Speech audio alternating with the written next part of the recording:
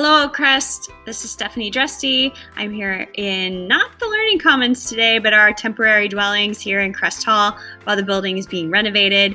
And I'm here to tell you about 6 books that you can check out no matter which building is open here on Sora. So Stuart Gibbs' books are always these fun little mysteries, and this one, which is the latest in the Fun Jungle series, is no exception. This one takes place away from the Fun Jungle, actually. It's which is the large zoo where Teddy Fitzroy works and lives. And this one takes place on Yellowstone Park. So he's on vacation with his parents, his girlfriend Summer, and her parents. And they're all staying at the Aveyard, which is a great name. And JJ, who is Summer's ultra-rich father, is thinking about buying the ranch. However, when this bear breaks into the home where they're all staying and a very expensive necklace goes missing, Teddy is tasked with solving the case. If you want a fun, quick mystery, this would be my pick for you this week. So Brubaker is the start of a new series from Victoria Aveyard, the author of the very popular Red Queen books. So it follows this unlikely group of heroes who must band together in order to save the world from destruction. So the book starts with our evil villain named Terri, who is on a mission to open up all these long dormant spindles, which are these portals that open up to other realms. Which sounds really cool, but the problem is, in doing so, he could unleash this great evil and end the world.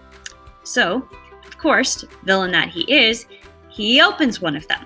And the rest of the book follows Coraine, who's this pirate's daughter, when she's visited by both an assassin and an immortal soldier who tell her that she is the last of an ancient bloodline and the only one that can help them stop Terri from ending the world.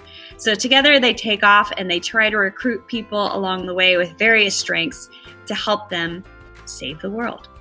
Like Red Queen, there's nonstop action, there's betrayal, there's a diverse cast of characters, and a really quick-moving plot that keeps you wanting more.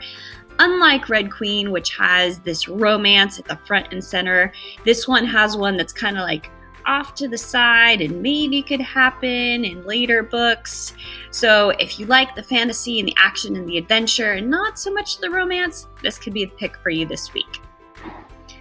Truly Tyler is the latest graphic novel in the Emmy and Friends series. It's a story about being your truest self and trusting your truest friends.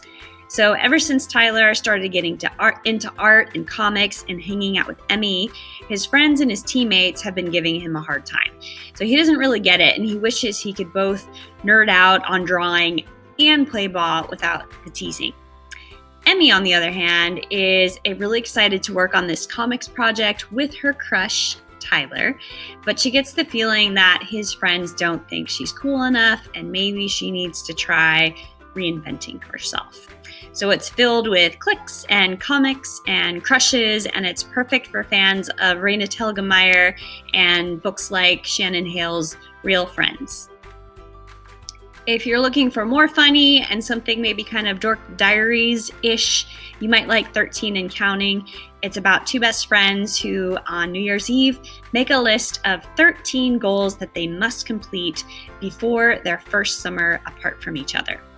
But their bestie bucket lists are totally different, and as the story unfolds, it makes them wonder if they can want totally different things and still be best friends. The story goes back and forth between the 2 of them, Ari and Kaylin, and it's both funny and relatable.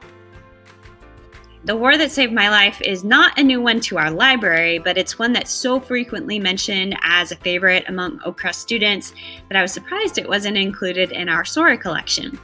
So this is about Ada. She was born with a twisted foot, and her mother's been so embarrassed by it that she won't ever let her leave their tiny little one-room apartment. But when her little brother is shipped to London to escape the war being World War II, she sneaks out to escape with him. They're taken in by a woman, and it takes them a while for them to trust her and her to trust them.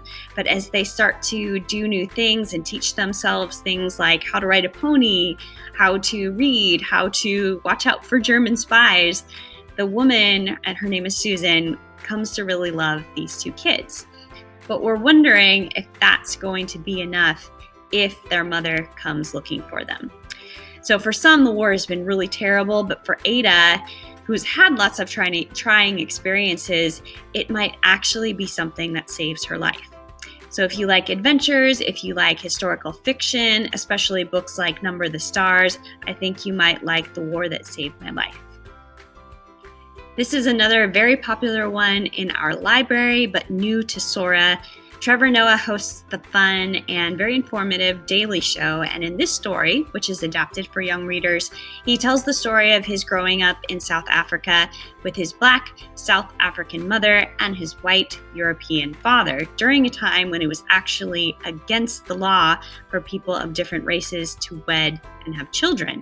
So he was literally born a crime, as the book is titled, but he uses his smarts and his humor to figure out life under this very racist government. He's written a super interesting story that Oakcrest students love, and I highly recommend.